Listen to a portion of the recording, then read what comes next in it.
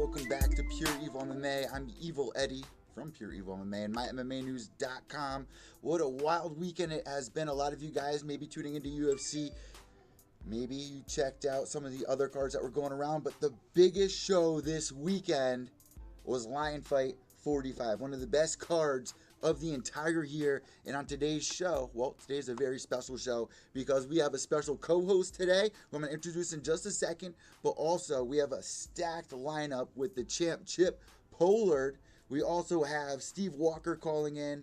We have Tom Evans calling in. We also have Ricardo Mexico and Julio Pena. So let me introduce our co-host for the night. We got Prime Athletic Management's own manager, Mr. Sean Rockwell. What's going on, Sean? How you doing tonight?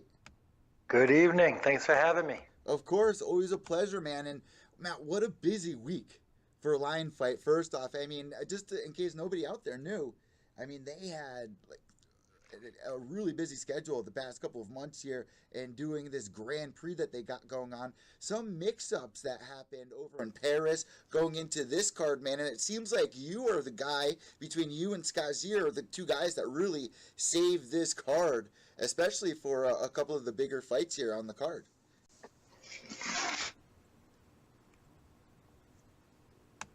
Excuse my voice right now. I'm having some leftover chicken lo mein from the Golden Dragon. Anyone who's been to Foxwoods knows what that's like. Yeah, man, Foxwood's absolutely crazy. Yeah, you came on the show to make a huge announcement right before the fight went down because there were some difficulties going on. And Steve Walker, unfortunately, got pulled, his opponent got pulled off the card. So you guys found William Sarapai, who's a huge veteran in the sport with over almost 100 fights. So going into this fight, it seemed like Steve Walker really made a huge shining. And I really think that he's one of the biggest stars to come for Lion Fights right now. Oh, 100%. Steve is definitely working his way to becoming one of the faces of American Muay Thai. So just to let you guys know, calling in first, we're going to have Ricardo Mexico, who had an amazing performance against Bizrat Asfara, who was making his pro debut. Ricardo Mexico moving to 2-0, fighting out of Silver Springs, Maryland, going into this card. What did you know about Ricardo Mexico before he calls in? Because he's been on a Lion Fight card before. Yeah, he, I believe it was actually the last card, 42, that was at Foxwoods, that he made his pro debut there, and he was impressive then, and he was impressive last night. I didn't get to watch the fight live because obviously I was slightly busy working, but the minute I got back to my hotel room at like 3 in the morning, I put on Flow Combat and watched the fight. It was incredible. You know what? A matter of fact, let me start this shout out really quick. I just put together the footage for, I did like my very first actual fight companion. So I basically took my GoPro for the first time, my brand new GoPro Hero. I brought it to the event. You probably saw me waving it around a couple of times. I picked up some really good footage, some in between the rounds interactions of some of the best moments that we saw. And at one point, man, did you see during the co-main event, it just started like leaking out of nowhere. The ceiling just opened up. I was like, oh no, the fight gods, here they come. Yeah, that was actually for Steve's fight, so I was right there because, you know, we try to go with all of our fighters and support them. So I was right ringside when it started happening, and yeah, that was insane. But I'll tell you, know who the all-star of that entire moment was, my friend? Who's that?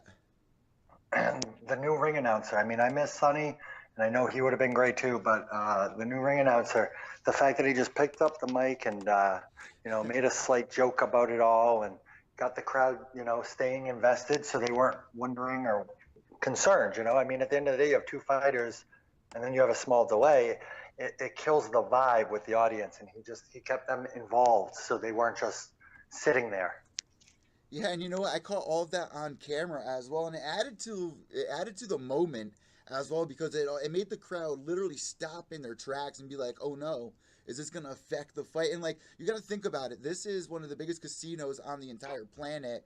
What is actually going on for that leak to happen? You know, did somebody like, you know, die in a bathtub upstairs, or like did somebody win so much money that I don't even know, they just went insane, ran all the sinks, or just like screw it, I don't know what happened there, but luckily it did not affect that co-main event. And it actually, somebody made the remark, they're like, This is like Kickboxer Vengeance. Like in round 2, they're gonna dipping their hands in broken glass.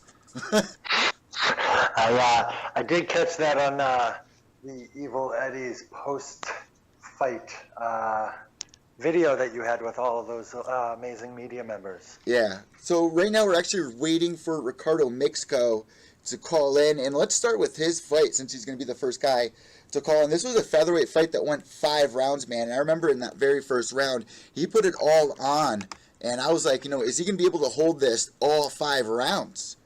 You weren't really able to watch most of the fight, obviously, because you're in the back running around, but even Kobe Naylor was like, this is one of the most one-sided fights we've ever seen on a Lion Fight main card. Oh, it was, yeah. Like I said, we were able to watch a little bit in the back. It just wasn't great quality, but it doesn't surprise me. I mean, I've since Ricardo's last fight, I mean, as any good agent manager would do, I mean, I'm always on the hunt for the next big thing because I feel like every time our company has brought someone out, they become the next big thing if you think about who we represent. So I already had my eye on Ricardo, and him and I have actually talked a little bit before this fight and then after this fight, and that kid he's no joke. Yeah, man, even at one point in the fight, it looked like he knocked his opponent's tooth out. The ref was wiping down the ropes in the middle of the rounds. I mean, it was an absolutely exciting fight to sit there and watch, and that puts him above at 2-0 now. So I'm interested to see what goes on next with Ricardo Mexico moving forward. He really reminded me of somebody like a John Lineker, where he just has all this power. He loves guys that are just going to stand and bang with him. And I don't know much about his opponent, Bizrat Asfer, fighting out of Sterling, Virginia, making his pro debut, but this was not an easy fight for him whatsoever. No, not at all. And I mean, at the end of the day, you don't have 2 guys out of state that Lion Fight brings in unless they see something big in both of them. So clearly, I feel like his opponent has a good future, and clearly Ricardo proved that he does. So going into this fight night, man, obviously we had some mix-ups just to catch everybody up because there were some fights that people weren't able to see, like Brett Halvack. I was looking forward to that fight against Tabor Nagy. What exactly happened there? Because I did not catch that full story. Maybe you can update me there.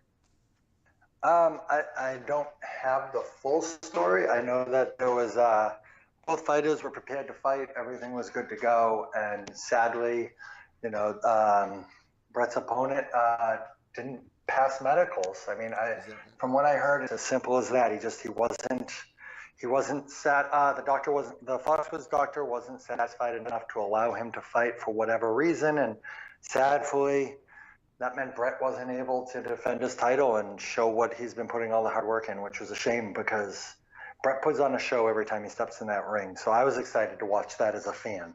Yeah, he looked absolutely gutted. Like, when I first got there, I was walking down, and like the way it's all set up there at Lion Fight, like, you walk through the crowd, and then once you get towards the front, before you enter, the underground there where press and photography and the refs, ring girls or whatever, you're going to see, even there was, like, a famous actor there, I guess, like, what's his name, Tom Wood, or, that was the guy's name. Wow, he must be a real big superstar if I can't remember his name.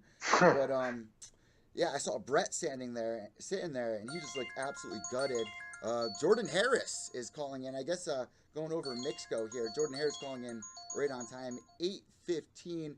Jordan Harris calling into Pure Evil MMA with a win in the pocket here after going from Palmdale, California, all the way to the East Coast to Lion Fight at Foxwoods, and now he kind of wants to go back and fight in California. So we got him on the line right now. Jordan Harris, what's going on, brother? You're on the line with me and Sean Rockwell.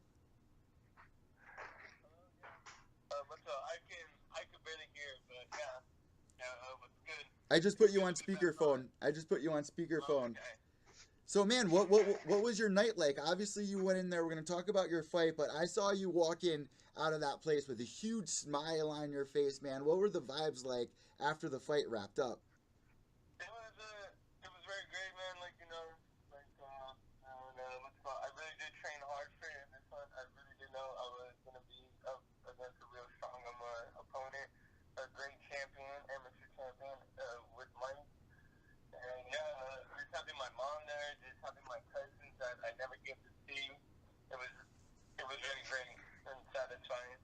So going into this fight, man, obviously Mike Triana out of Worcester, Massachusetts, he's 4-0.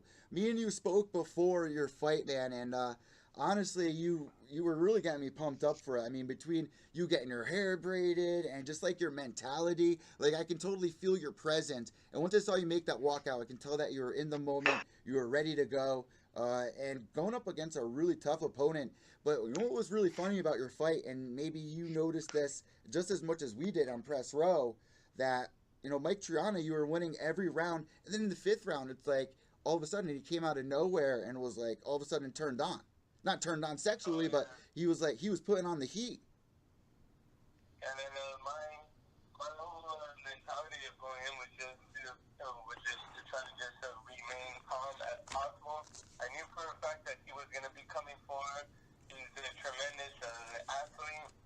He looked very strong. He was very strong. My mom was like super worried before the fight, but let's go, man. I came up with a good game plan with my coach at Sandoval Combat Sports, and I just stuck with it.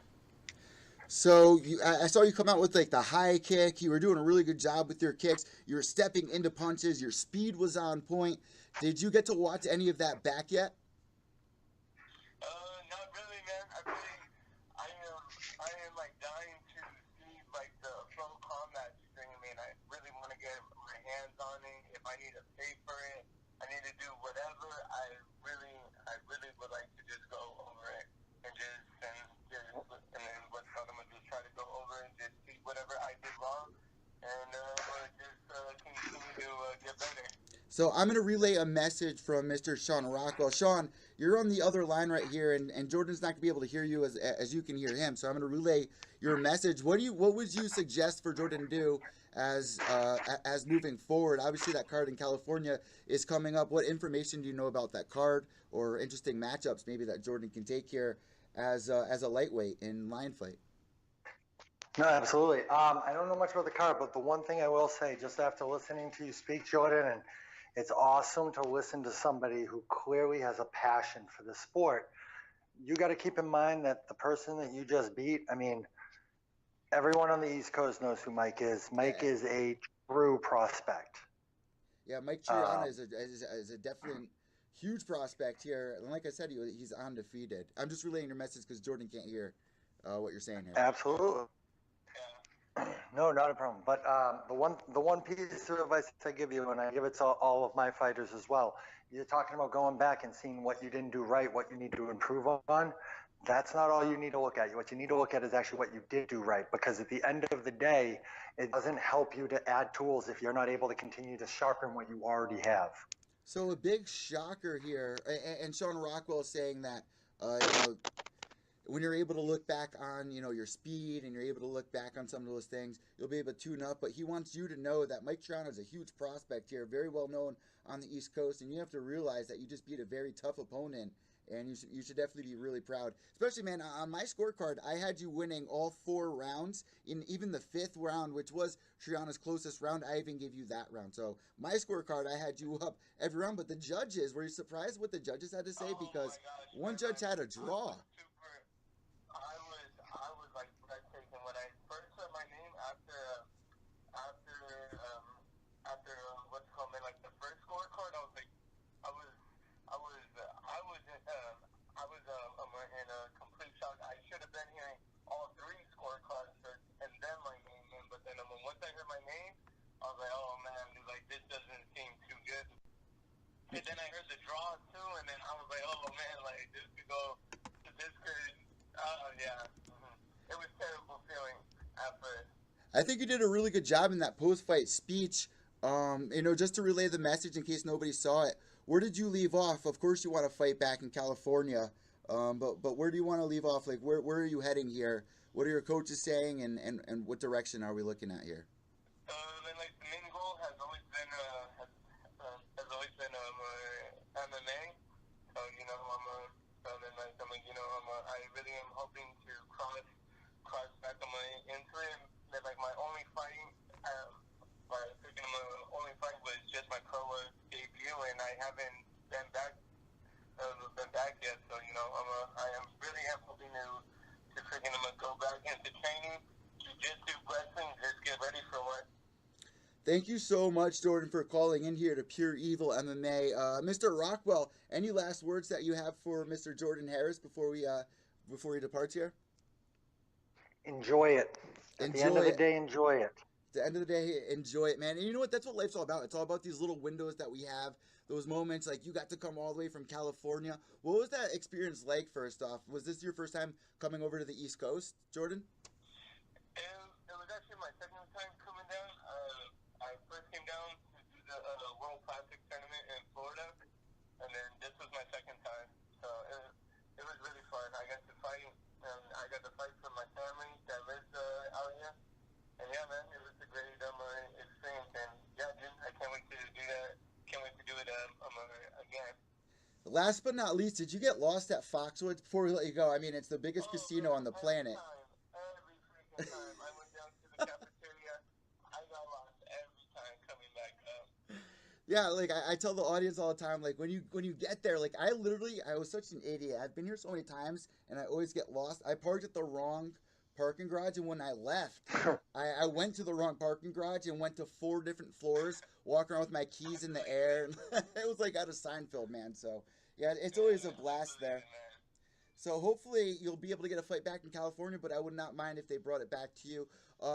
One last thing, I know I'm holding you on here, but you gave a shout out to your hairdresser on the post show. But let's get her here on the podcast. Does she have an Instagram page? Who did your hair? Because that's one of the coolest things. I don't even know, man, but shout out to one of them. Then like the one that actually did it was Trish this time, man. But then I'm gonna shout out to my homegirl Mary Brain. It's like usually one of them is always doing it every week, and every week it's done. Jordan, thank you so much, man. Keep up the hard work, and we'll see you soon. Congratulations, brother. Great job, Jordan. All right, Sean, what do you think about that? I mean, moving forward, Jordan Harris, 4-0, Palmdale, California. He came over here. He stunted on our East Coast fam of Mike Triana. Kobe was like, oh, my goodness, this is crazy. And I was even like, this is Mike Benjamin Button Triana. Because, like I said, he came back from the dead in the last round. He looked hungry there. Where was that early on in the fight? What do you think would hold the fighter back from that? Obviously, going 4 rounds and then all of a sudden in the 5th, you're on. What do you think held him back there, for Mike Triana? It was not Mike Triana, we know. No, it wasn't. But you also have to keep in mind, if you're not able to establish your offense and your game plan initially, it's very to try to step back and get back to that position. So, I actually got to watch this fight. Thank gosh. I'm very happy that was one of the fights I got to watch live other than for our guys. And it was an awesome fight. And Mike had a lot of good spots in the fight, not just in the final round. But at the end of the day, if you're only stepping up once while your opponent's stepping up 3 times and you have to kind of follow his lead, you're not going to be able to pursue anything you want. So I feel like 5th round, he kind of knew it was do or die. I personally had it 3 rounds to 2. I did give Mike the 5th round, and I want to say it was the 3rd round as well I gave him. But personally speaking, I definitely had Jordan win the fight. But it was pretty. I feel like Mike just wasn't able to get going where he needed to go. I was very impressed with Jordan Harris. Like you said, Mike Triano had undefeated. I mean, I just wasn't expecting it. So looking forward to what's up with Jordan Harris. I'll put his tag down below. I believe it's Crazy J Harris 44 on Instagram. I'll put that tag in the description down below. But up next, Sean, I believe we have Tom Evans going to be calling in next, which is actually one of your boys, huh? It is, yeah. Tom Evans, Captain America. Yeah, that kid never stops to surprise you. I tell you what. So hold on, I got Jose Pena text me really quick. He was like, "My name's not Jose," and that was my bad. I was typing so quick. I know, obviously, the guy's a freaking legend, but yeah, he's going to be calling in just a little bit. But I believe Tom Evans is going to be calling in next. Let me just double check that. Right, that's the right time. 8:25 here. He should be calling in. Your guess is as good as mine, but let's hope so, huh? We'll give him a call here. And guys, we got the open chat room as well going on. I can see a couple of comments in there right now. If you have any questions for us in the chat room, we'd be more than happy to answer them. Obviously, we had the UFC fights go on this weekend. There's a lot that has been going on in combat sports. But I think there's a lot of people confused, Sean, really quick. Hey, Tom. It's Evil Ed from Pure Evil MMA. Hey, buddy, how are you, man? I'm doing good, man. I was just looking at the clock. I was pretty positive that I was supposed to call you in at 8:25. So we're live on air right now. Are you good? That's me, man. I'm ready to rock and roll. I appreciate the phone call. All right, of course. And joining me here, we also have Sean Rockwell, Mr. Rockwell of Prime Athletic. So, man, going 2-2, man. I mean, this is huge for you right now, huh? It feels good. I'm just blessed I was able to, go the 5 rounds, put on a show, and just kind of stay in there and get the job done, So what did you think going into this fight? Obviously, Fernando Perez, 1-1 going into this fight. It was originally supposed to be the prelim bout here. What did you know about Fernando? Because he is pretty close to you. Yeah, so he fought on the local MMA scene in cage fights for many years. I was an amateur and a pro MMA fighter as well. I had the opportunity to see him fight before. He cross-trained with one of my former instructors, and was still instructor, Lee Gresh, for many years. So I kind of, I knew a little bit about what he was about, and that's why I said, I think I could definitely put on a show, if not win. Much respect to Fernando, and I said this would be a good fight for me. So, Sean called me looking for a guy. Didn't want me to fight at all. He actually told me no. Not at all. Yeah, he's saying not at all. He said he didn't want you to fight. Not at all. He asked me if I knew of a 156. I'm pretty known in the Muay Thai community. Of course. I kind of I read the message, and I just took a deep breath, and I said, you know what? I'm just going to follow my gut in this one, and I'm going to say me. So listen, man, you literally had the closest fight of the night, and I literally gave it comeback of the night without a doubt. Probably one of the best comebacks I've ever seen in Muay Thai in the past couple of years here for lion fights. I mean, round 3. That means a lot, man. I appreciate that, man. That means a lot. I was glad I was able to show people, kind of who I am, and and I have the skill to do it. So it was a really, really great fight for me.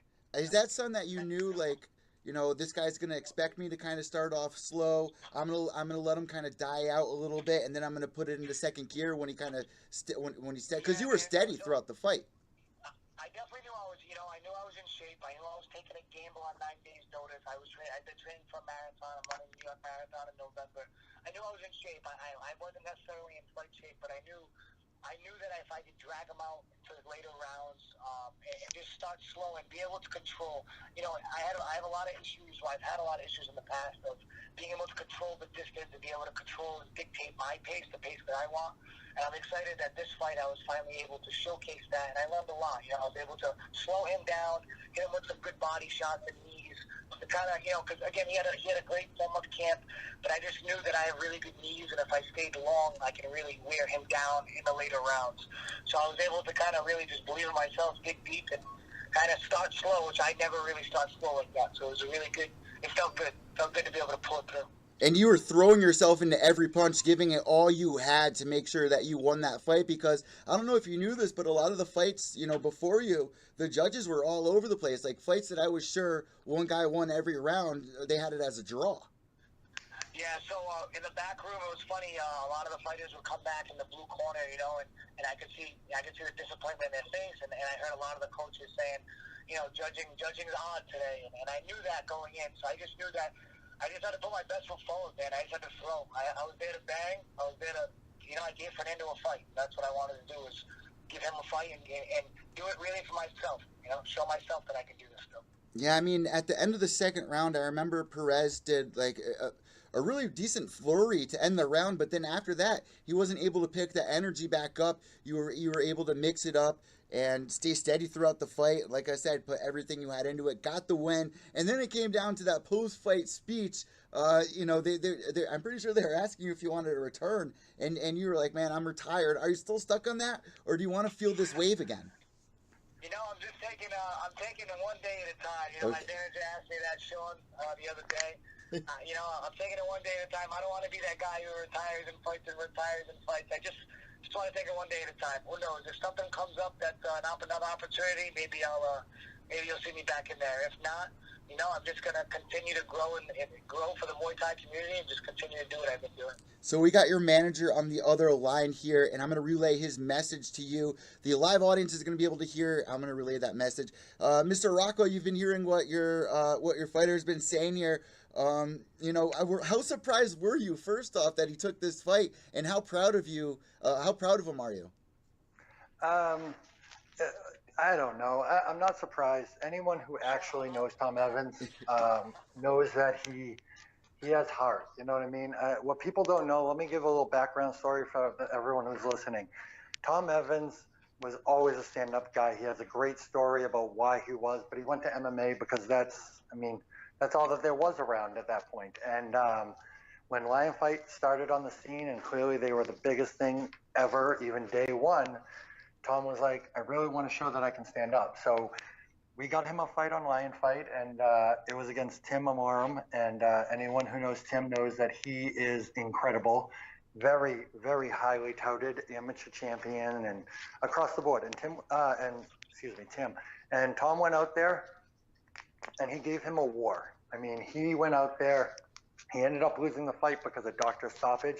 He was petitioning not to stop it, but he couldn't actually even see out of one of his eyes, broke his orbital bone. Wow. But he did so much that he ended up being the first ever fighter on the East Coast, in New England, to actually get an exclusive Lion Fight contract from Scott Kent, wow, even though he took the loss. So no one actually even realizes that, but his performance and his heart is always on display.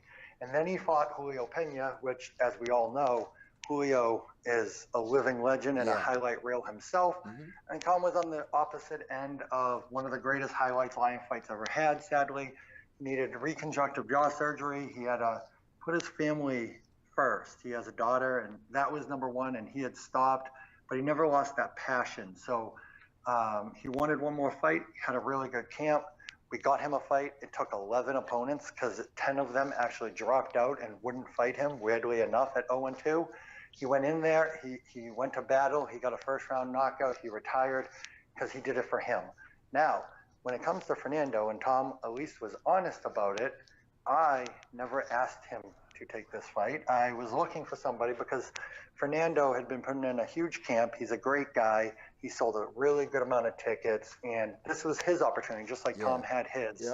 Yep. And when Tom heard that, other than his modesty of saying like, "Oh, I did it for me," he actually took this fight because he did not want Lion Fight to lose the fight, and he didn't want Fernando to lose the opportunity that he was finally given because he had that opportunity. So that's a big reason he stepped up. And I tried talking him out of it. At the end of the day, he retired on his terms for his family, and I was afraid not because of his skill or his heart.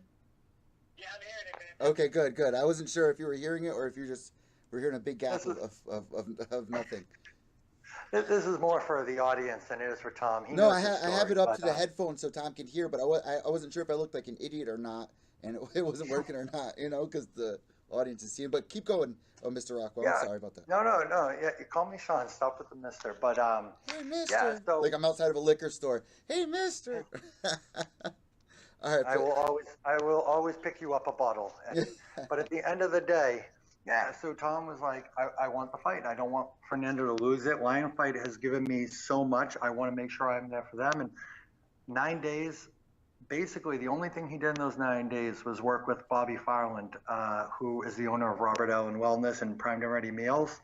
And he dieted so he could make 160 so the fight would happen. So that way Fernando didn't lose out. And I was nervous without a camp, but I also know Tom was going to leave it in there one way or another, and Fernando deserved that, and I thought it was a hell of a fight. I think Fernando proved himself that he belongs here. He doesn't belong in MMA because just like Chip Pollard, he's a stand-up fighter. Yeah. So Tom, obviously, man, Sean did not want you to fight, man, and we are so happy that you're able to put on one of the most memorable performances, stepping up for Lion Fight Promotions, saving the day. I mean, shout out to Prime Athletics, shout out to Tom, Shout out! I mean, it was such an amazing card. It had all the things that we needed to make a fun live night. I mean, even the leak in the roof, down to the comeback of the night. Man, Tom Evans, thank you so much for joining us on Pure Evil MMA and putting on an amazing performance coming out of retirement, guys, to put on back under the Lion Fight promotion. Tom, thank you so much for joining us, like I said. Yeah, man. Again, I appreciate it. I want to, thank Fernando again. He's a good guy for agreeing to fight me. And a lot of people like Sean. A lot of people told me no. I called my father and I said, "Hey, Dad, you're gonna be mad at me, but I own a martial arts academy. I teach a lot of kids. I was always training. Even though when I'm not training for a fight, I'm always training. So I just believed in myself. I thought I could beat Fernando. I thought I had the skill to do it, and I was just able to go out there and get the job done. Sometimes you got to believe in yourself, Thank you so much, Tom. We're looking forward to what happens next. Maybe we'll see you back in there. Who knows? But have a blessed night and enjoy this moment. Hey, big shout out to Pure Evil MMA. You guys are awesome, man. Thank you. Have a great night, boss. All right, so we actually have our next guest calling in right now, literally, and I think it's coming out of Baltimore, Maryland. So who could this be? I wonder. I'm guessing it's Julio, correct? Baltimore, Maryland. I don't know. Let's check this out. I'm going to assume it's Ricardo. Ricardo Mexico? Is this Ricardo? Hello? Hello? Yeah, hello? Is this Ricardo? Let's try giving him a call back here really quick. I mean, if it's Ricardo's from Silver Springs, so it's Julio Pena. All right, Julio Pena calling in. We got madness going in on the phone lines right now.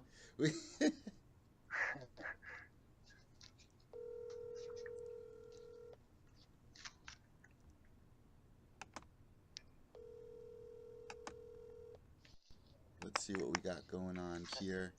Hello? Julio. Hey, what's going on? Hey, what's going on, brother?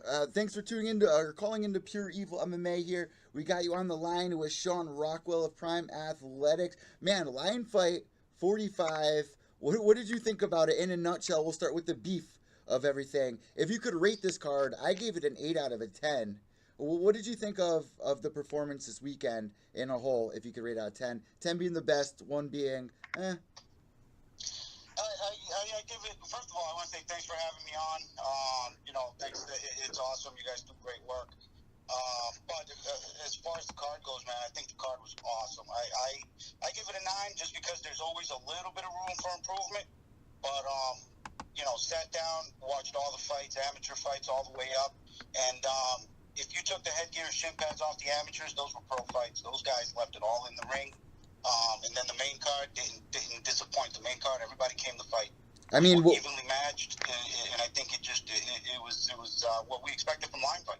Who do you think stood out the most out of everybody on the card? I mean, for me, it was obviously Steve Walker, who I think is a really on-tap potential that Lion Fight is trying to build right now, and beating somebody like William the way he did, a veteran like William. I mean, to have a 4-0 record like Steve, to move to 5-0, to take out somebody like that's huge. Who stood out to you the most?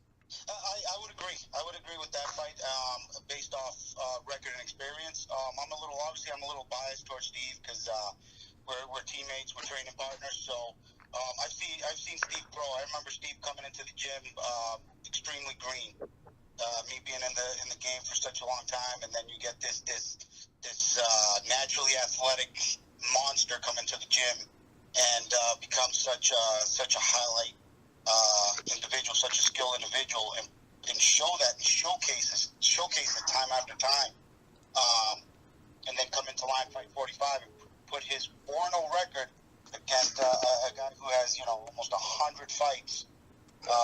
It's impressive. It's impressive, and every fight he gets better, and I'm looking forward to every one of his fights. And you know what I thought was really cool was, I mean, Sean, when you were ringside for this fight, I could tell halfway through that first round, you're like, all right, enough showing the respect. Get in there now. And Steve literally turned it on. Sean looks over at me. He says, watch what happens in the third. boom. I'm like, oh my goodness, like this is a huge star right here. I wish this could be on a bigger platform. I mean, no shade on Flow Combat or Access TV, but I just wish this could get to more people because it really reminds me of like a young Anderson Silva in a way, where it's just like even his walkout song. I mean, just sitting there waiting for the champ to come out, the crowd going crazy the way it did. I mean, what were you thinking during that walkout song that Sean Rockwell put together for him? It's funny. That mix was awesome, and the very first song that played on that mix was actually the same song that was played for me when I walked out. Oh, no way. First amateur, for my very first pro fight. Wow. And it just brought back memories for me on a personal note. On a different note, when it comes down to Steve, he's a great guy. He's been through hell and back in his life. I've had the opportunity to sit down with him, drive to different fights, and talk to him, and on a whole different level. And when those few words came out in the beginning of that mix, saying, we started at the bottom, now we're here. That's true when it comes down to Steve. And I think what makes it even better is he's earned every bit of it.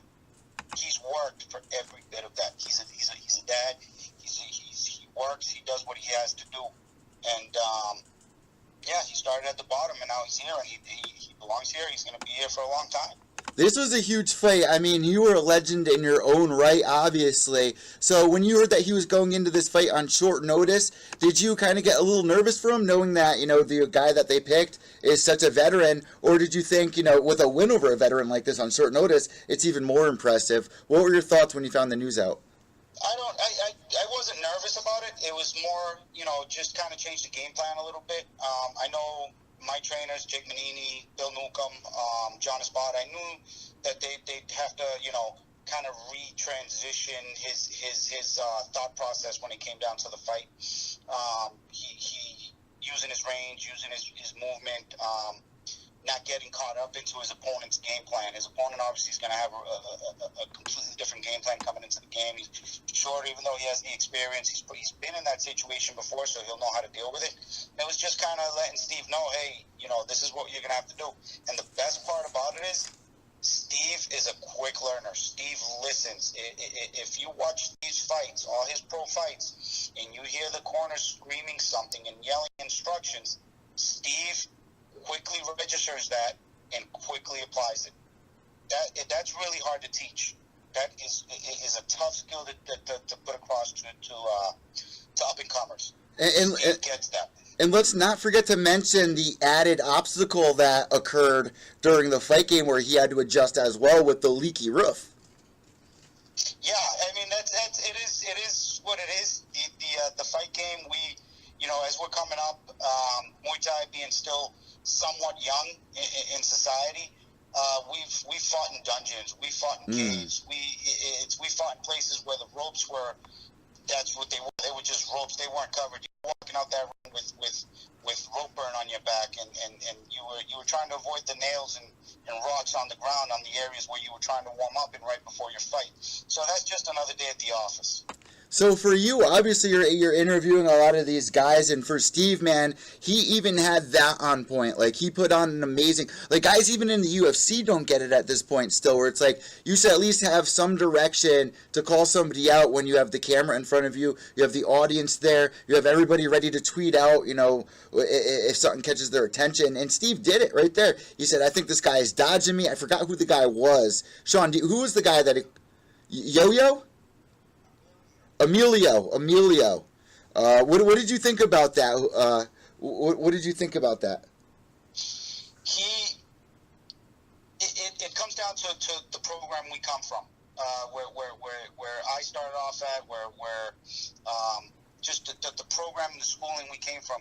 We fight anybody. We have a ton of respect for everybody. Our whole system is built off respect, but he wants to fight the best. I wanted to fight the best. We want the best. We want the best at all times. And if the best is dodging me at all levels, or dodging Steve, at some point, something has to be said to kind of light a fire up under somebody to get them in the ring. So obviously, Steve moved forward. He's going to be able to go back to Boston, Massachusetts, 5-0. And one thing I like to tell a lot of people is like, yeah, he goes in there and he puts on the fire, but he's actually a really awesome guy. Like outside of the ring, he's out training children in a very rough neck of the neighborhood and trying to help a lot of kids. He's a role model. He's become a role model. I think that's one of the things that he kind of easily fell into. Growing up in tough neighborhoods and so on, I think he sees all these kids experiencing the stuff that he went through, and he's seen, and he wants to make a change. And when you see an individual like Steve, and he comes up and he talks to you, it'll make an impact in your life. It'll make an impact on your life. I'll be 40 years old, and from the conversations I've had with him, it's like, wow, I could learn from this guy. So obviously we have Sean on the line as well, who's obviously had a really busy weekend himself. Sean, well, what fight really stood out to you the most? Was it Steve? I think it has to be, just based off of the fact that he went through 4 different opponents before this one happened, and then he was the first to say yes. Like Julio said, they train to fight anyone. They're not afraid of anyone because of how crew Bill Manucco kind of raises them, which is awesome. But at the end of the day, Bill had a few reservations because you're talking about an American Muay Thai veteran, possibly legend. And Steve was the one who said, no, I want this. I got this. And, it's that mentality that everyone in Hard Knocks, but even just everyone in Muay Thai, that's how they are. They're not cocky, they're confident. And listen, this isn't the UFC. I mean, when Foxwoods, we're going to be fighting at Foxwoods under a huge promotion like Lion Fight, and something happens to your fight, they're going to praise you for stepping up. Like, they're going to reward you for stepping up for something like that and give you that call back. Obviously, Steve's the champion, but just to take a fight on short notice like this and to get the win, I just think that, looking forward, I think there's a lot of people out there that really need to keep their eye on Steve Walker. So obviously, Julio, man, you did an amazing job with the commentating. Is this something that you're going to be doing for Lion Fight on a regular basis? Well, that's the plan. I'm hoping that Scott Zer, all the management with Lion Fight enjoyed what I did. I hope I lived up to their expectations. Whatever hats they want me to wear, I'll be more than happy to. Getting in there, talking to the fighters. I love being at Foxwoods. I love being in front of the Lion Fight crowd. The fans, those Lion Fight fans are some of the best fans around.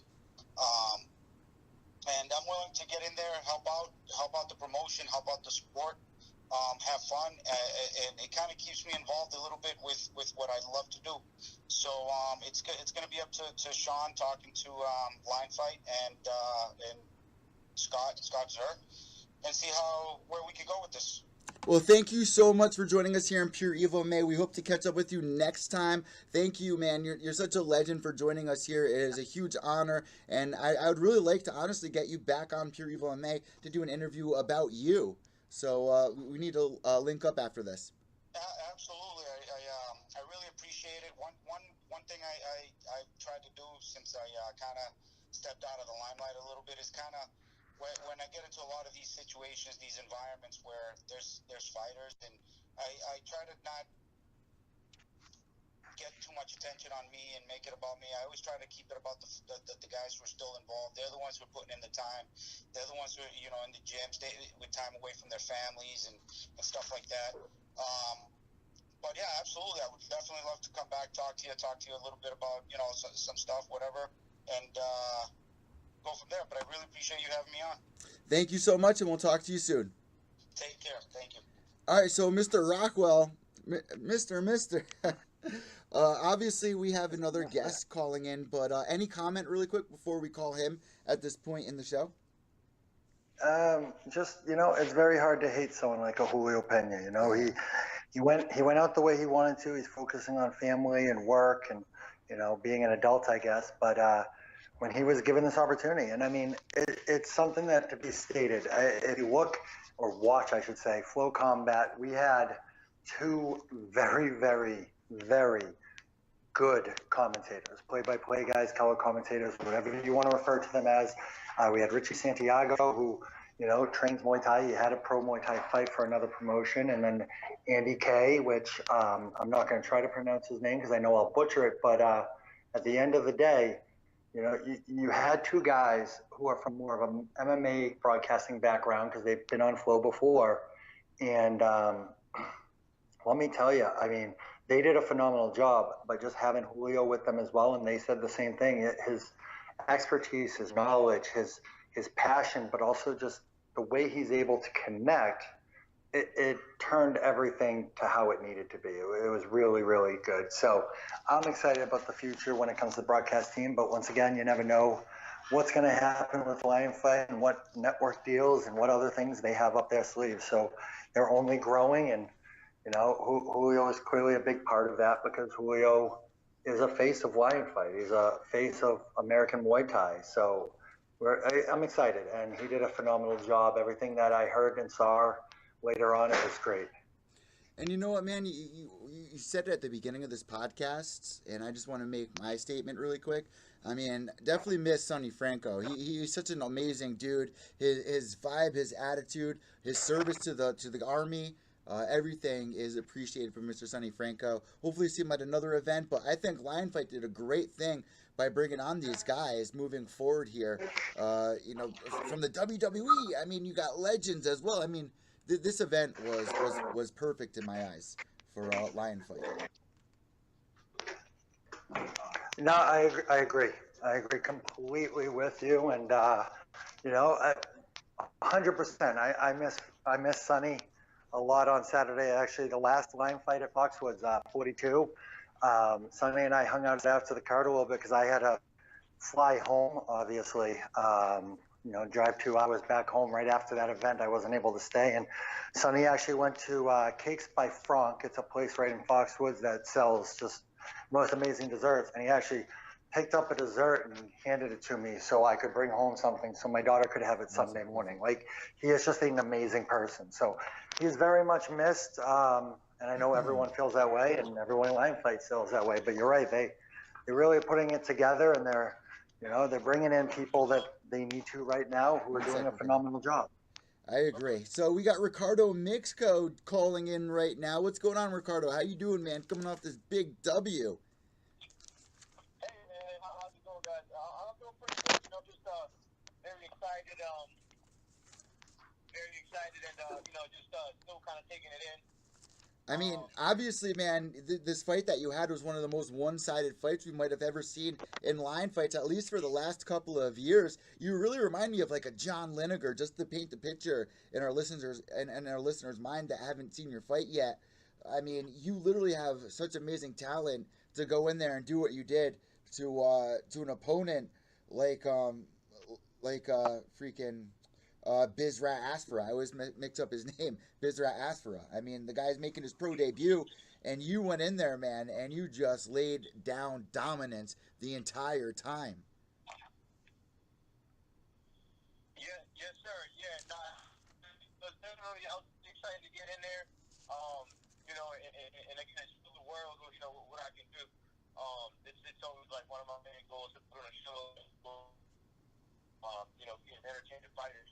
One thing that definitely stood about you is you're really good with your combinations. Is that something that you work on a lot? Because a lot of the guys, it seems like they mix it up a lot, but you were landing some nice combinations, just touch and fly the entire time. And then you got that huge power right hand that is just, it's just magic, man. And you're only 2-0 right now. You're fighting out of Maryland, coming all the way from Maryland to Connecticut. I mean, you definitely put on in front of our crowd here on the East Coast.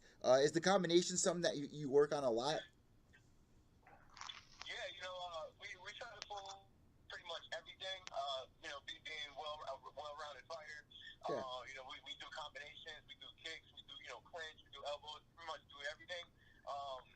The goal was basically, like I said in the post, I didn't break them down, take my shots. We knew that the guy eventually was gonna, wasn't gonna be able to handle the pressure. So focused on that. I mixed, and just kept working until I was able to get the job done. So is this your first time at Foxwoods? I saw that your family was there, your mom was there to watch you fight. I mean, how did they enjoy it?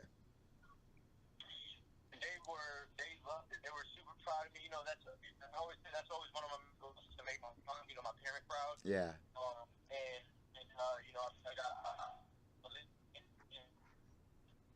is like my second time fighting there. The first time they weren't able to make it. They had some issues on.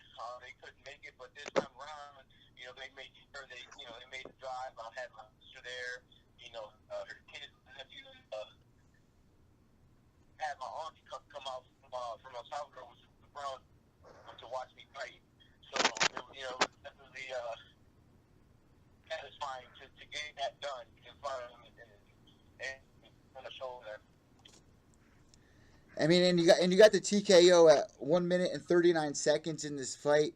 If I could give out awards, I mentioned this in the post show, I would definitely give you performance of the night, man. You definitely stood out of a lot of these guys. You and Steve Walker would be performance of the night and knockout of the night, obviously for you, and even potential, man, that you have moving forward.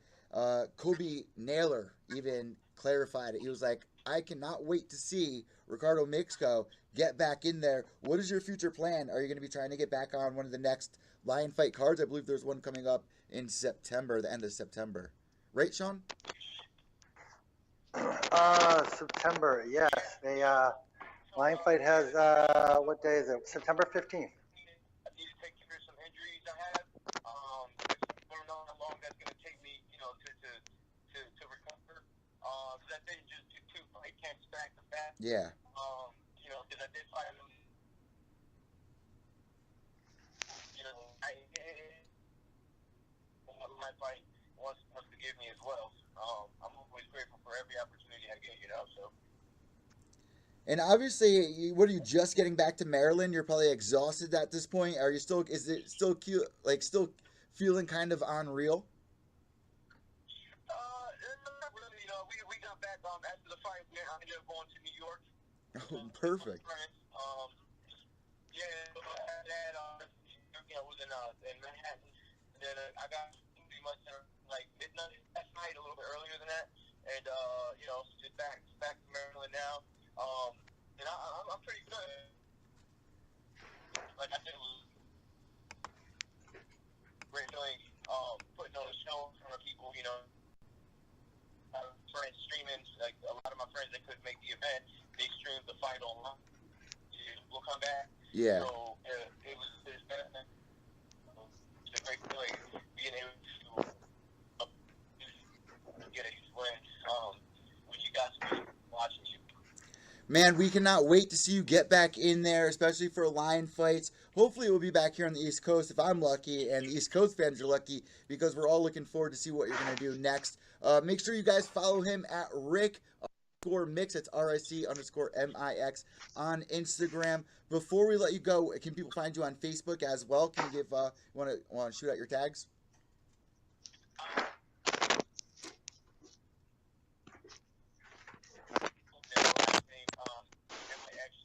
I mainly use Instagram for you know, social media. Yeah. I have Facebook for anybody that wants to add me on there as well. So yes, Instagram is my ex. And again, I thank you for you know, giving me the you know, the performance of the night. I guess award. So I do appreciate that, man. You know, it feels good to you know, to know that people appreciate my work, you know, and enjoy the way that I fight. So I thank you for that. 100%, man. Enjoy the win. Enjoy a nice meal, especially now that the fight camp is the double fight camp. And thank you so much for coming on Pure Evil MMA, Ricardo. Yeah, thank you so much for having me, man. You guys are the best. Have a good night. God bless. All right, take care. Take care. Bye. So there we go. I think our next guest is going to be Chip. So Sean, this gives us, me and you, a little time to chat here finally. Just let's digest really quick what just happened. I mean, we just had Julio Pena on, like a freaking legend. I want to thank you for hooking that one up. Just fill everybody in a little bit about Julio that may not know who he is. I feel bad if anyone who is watching or listening doesn't know who he is. So Julio Pena, he is a he is a sheriff, I believe, with the Suffolk deputy, Suffolk County. He's a deputy sheriff. I mean, he just gives it his all. Julio came on the scene, wasn't even planning on ever making a pro debut. He did Muay Thai because, look, you ask him and he'll tell you if you haven't won a show. The reason he actually even got into Muay Thai originally was only because he wanted to have a good body to hit the beach. How about that? True story. True story. And Muay Thai has changed his life. He met his wife through Muay Thai. She actually did Muay Thai. Like, tell a funny story, and hopefully he doesn't get mad at me for sharing it because I don't know if it's a story he puts out there or not. But right before one of his fights, he had a vacation planned with his wife. It was a cruise, and as you know, you can't just cancel a vacation because a fight comes up. So he had a really hard camp. He went on the cruise. He came back. He finished his camp, and he clearly won because until he fought one individual, he was undefeated. And yeah. Most people would say, "I can't believe you're taking a break in the middle of fight camp." Like that's how, as a manager, I look at it too. But I also know Julio, so I didn't actually question if what he was doing. If he needed a little R&R, that's fine. To find out that he actually didn't have any R&R, him and his wife brought their shorts, their gloves, the hit mitts, and the works. And every morning and every night, they went onto the deck, I guess you call it. I've never been on a cruise, but they went onto the deck where, like, there's all open room. And she held pads for him. They went through combos. They went through films. I mean, but I need a girl like this. I need a woman like this in my life. I mean, maybe you have to start training at Hard Knocks because that's where Julio met his. But at the end of the day, hey, it's just plug. It's just impressive. But you know what I mean? So, like, you see how many fighters, and they're like, listen, taking a week isn't going to kill me. I've been doing this for so long, blah, blah, blah. Julio, whether he thought that or not, and it was just, it's impressive to know that while everyone else on the cruise is asleep, he's doing laps on the treadmill and then hitting his wife on the deck outside. The best part is the people down below or to the sides of them either think they're getting the dirty on when they hear the pads getting hit, or that he's just abusing his wife, or like something crazy. Like, you got to think, like, these people don't know what's really going on when they hear "Hoo-ya!" or you know what I mean? Or what's the Muay Thai one? Oh yay! Or hey, yeah, os. But yeah. Like, what are you getting murdered next door? Like that's a pretty badass story. Moving forward here, though, I really hope they bring him back on for the next card. I think they did a great job. He had the perfect personality. He knew the right questions to ask in the moment, and those are all important things. I mean, even for Steve Walker's post-fight interview, he nailed that one. Tom Evans, he nailed that one. It was just on point the entire night, and you can only hope they bring back the big talent, especially when it's a legend like that. And like I was saying, like with Steve taking the fight on short notice, and like Julio and his past, like you were saying, they look into that. It looks like we lost Mr. Rockwell here. Dun, dun, dun. Let's give him a call back. Oh, he's calling back already. Here we go. Sorry. No, it's all good. It's all good. The magic of Skype, they like to call it here on YouTube, I guess.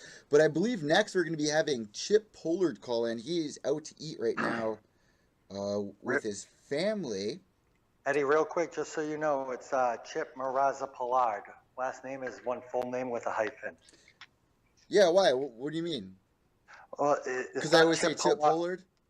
It's not Chip Pollard. It's Chip Maraza Pollard. Yeah, maybe I should say his full name from now on. You know, and I always wanted to ask, like, why the split name like that? Is it two different parents, or is he married? Did he take his wife's name? We're going to have to ask him where this comes from, because I've always wondered.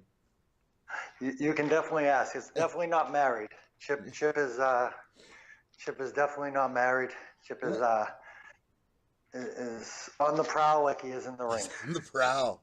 He's on the prowl. He's 7-0 or 8-0 now, fighting out of Plymouth, Massachusetts, and he's making a huge name for himself. I mean, I brought my mom to one of the fights, and my grandfather. Oh, my mom's been to 2 fights now for a lion fight, and she got to meet Chip. And ever since then, that's the only guy she talks about when it comes to fighters. Even in the UFC, like when the UFC's on, she goes, "Oh, is Chip fighting?" I was like, "No, nope, that's something completely different." So when she found out that Chip was fighting this weekend, she was all over it while she was at work asking for updates and stuff like that. And that's big, man, for promotions to have guys that are able to sell. I mean, it's kind of weird that like my mom is like asking about him, but I mean, when you have a guy like that, I mean, look at the Beatles. They didn't want people to know that John Lennon was married because it's such a draw for the girls to be like, "Oh, Chip," you know what I mean? "Oh, John Lennon," you know what I'm saying here? Is that weird? Like I get the promotion there. I get what's going on there and the interest. I understand. Do we lose you again, Sean? You're leaving Nope, me I here. am here. You're leaving me I drown. I'm enjoying listening to you talk. Hey. All right, so hopefully Chip will be calling in soon. Any thoughts about this card? I mean, I've asked you, your performance of the night. I asked you about comeback of the night, which obviously has to go to Tom Evans here. But out of all these guys, who are we forgetting here that definitely deserves to be mentioned? I mean, there was Miguel Cadiz. There was Darrell Larnell, who also fights in MMA as well. I think he definitely deserves a shout out for his fight as well, going into here out of Boston, Massachusetts, your neck of the woods, going up against John Nelson. And that was the third fight of the night, and that was easily the most energetic fight up until that point, even though I believe it ended into a decision. Let me double check on that. That fight was awesome. I know John pretty well. I know Jarrell pretty well. I mean, it was a very evenly matched fight card, and that fight delivered. And I think the best part is both of them are so respectful, not just to each other, but to everyone else. So I think that it just plays a lot. Let's talk a little bit about Chip's fight as well. That was the main event. That was what everybody really showed up for. That was where the crowd was really in tune. What did you think about that fight going in beforehand? I mean, Mark McKinnon out of Calgary, Canada, 9-3 record going into this fight. He's a really serious kickboxer, it seemed like. And then finally, Chip was like, "Listen, my boxing skills are on point." You could even hear the crowd screaming it, like, he's got no hands. But I think it was very underrated, Mark McKinnon's kickboxing, man. I think he did a really decent job. He definitely had more kicks mixed up in there, but Chip was able to, all around, just be more active throughout the entire fight, round after round. I scored the first 4 rounds for Chip, the 5th being the closest for McKinnon, but even the 5th going for Chip. What did you think about that fight? I could tell that you were really excited when Chip was making that walkout. I even caught it on the GoPro if you guys want to check out Sean, Mr. Rockwell, making his walkout. I could tell you were like so in the moment right there, just excited to see what Chip was about to do. Yeah, I mean, I definitely have to take a look at that GoPro footage, but I was. Anyone that has ever got to know Chip, you know that the way he fights is the way he is. So a lot of times people will watch one of his fights and think that he just doesn't care. Like he has that look on him that this doesn't matter, this is easy, almost to a point where people sometimes used to think that he was disrespectful because they're like, oh, he's being cocky about it. Chip is just, he's cerebral. I mean, I don't think there's a better word for it. There's a reason he's called the surgeon. I mean, you would notice that he'll get hit once out of maybe a 6-punch combo. He can visualize things before it ever happens. So just watching him flow, which I think is the best word for how Chip fights, it's just incredible to watch. It's like watching friggin' the Matrix out there, he's able to anticipate what his opponent's going to do, and then he's better at it, so he beats him to that punch. And nothing against Mark McKinnon, because this definitely is probably the toughest fight Chip has had, and that's no disrespect to anyone he's fought. I mean, Paul Bashniak is a friggin' monster, and Jordan Smith in London was a beast. And this still, 9-3 doesn't actually show what type of fighter Mark McKinnon is. He is a ridiculously good fighter, clearly strong. I mean, he looked like he came out of a Street Fighter movie or something. Like he had the body of a superhero. I mean, the kid is very good. And Chip went in there and he did what he always does. He executed his game plan. And when you do that, it's very hard to lose. And, looking back on the judges' scorecards, I gave it 4 rounds to 1.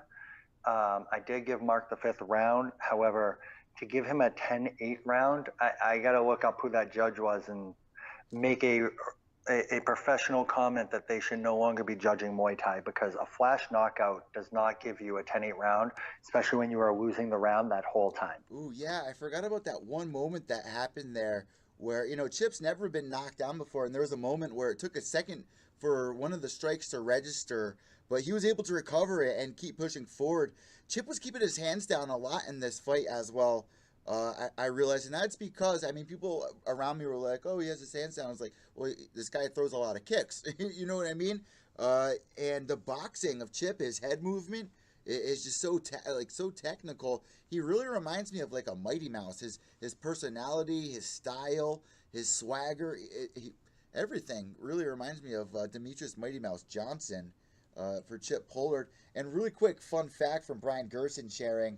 Remember when I was like, there's a movie star? It was James Woods. Was at Lion Fights at Foxwoods. That's who was that's who I was trying to think of. Oh my! I remember him in Family Guy. That's amazing. Yeah, I'm pretty sure he's had a lot of big movies. I can't think of him either. But yeah, I forgot he was on Family Guy. That's great. That's great. But yeah, even there's clips from Rena Persegian from Chip's fights, man. He just got swagger in there. His head movement, like I said, is on point. He just put on a really exciting fight. And I remember when he won this title, I'm looking forward to see how far he can go with it. He just looks better and better as the every event. Yeah, you got to keep in mind with Chip, he's a student like anyone else. So as good as he is, he's always trying to figure a way to be better. And that is what it takes to get to the top and then stay there. Listen, Chip Miraza Pollard, man. He's just the perfect promotional tool, I think, right now. They had really a good card here. If you look at it, you had Chip, and then you had Steve Walker, two huge future stars that I really don't think is getting enough attention, which is why is the purpose of doing these shows like this. You guys have to go back and check out Chip's performance here, because he definitely put on an amazing performance. Out of 10, man. What do you give this card here, Mr. Rockwell?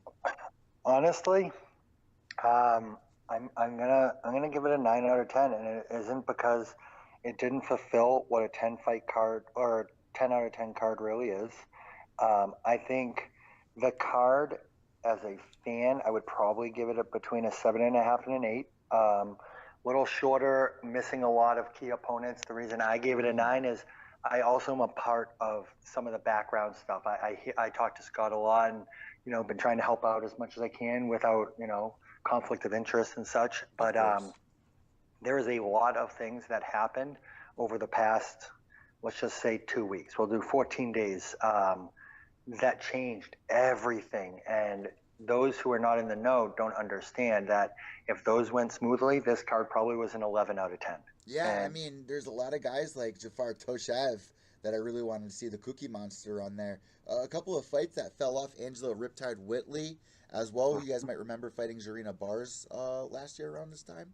Exactly, yeah. I think it might have actually been that same card where Chip won the title, if I'm not mistaken, or the card before that.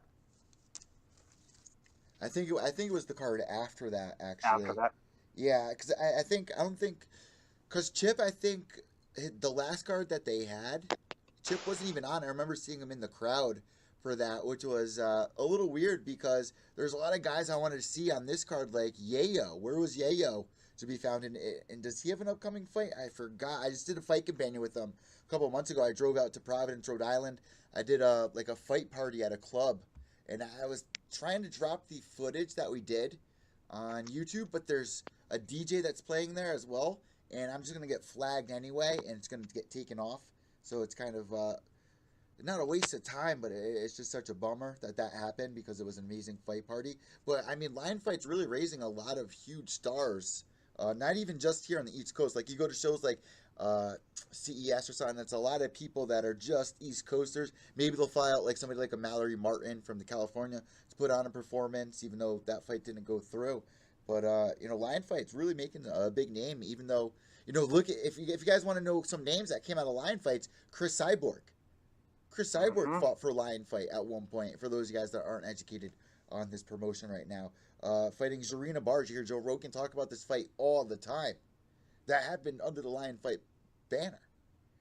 You also have freaking Antonina Shevchenko, who's just on Dana White's Tuesday Night Contender. Now, Sean, did you check out her Contender Series fight?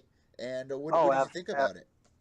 Absolutely. I love the Shevchenko sisters. I mean, I got to meet them at that Lion Fight card. I've talked to them before that as well. I remember before Valentina was actually Valentina, where everyone knew her name, and I was actually in talks with her, as best as my communications can be, trying to actually sign her because I saw something that I knew was going to be special. And I mean, clearly so did everyone else, and look at her now. But I watched it. I'm so proud of her.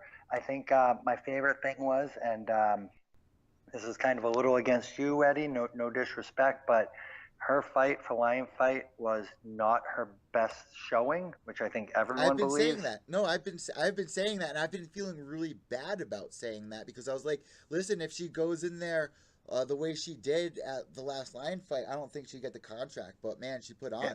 And I think maybe she was playing it safe. I don't know. The thing that people didn't realize was when you get selected for Dana White's, it's not like a normal fight card where you find out 3 weeks ahead of time. She already was on the Dana White Contender Series before that title fight took place. She didn't want to drop the fight out of respect to Lion Fight, and she said she owed it to him. So she took the fight. It's a huge risk because if she had gotten hurt or a suspension, she wouldn't have been able to actually been on the Contender Series. But she did that for the fans and for Lion Fight. So you could tell she was, I don't want to use the word timid, but she was more cautious in her approach than she generally is. And then that showed on the Dana White Contender Series when she got to show what she looks like when she's able to go 100%.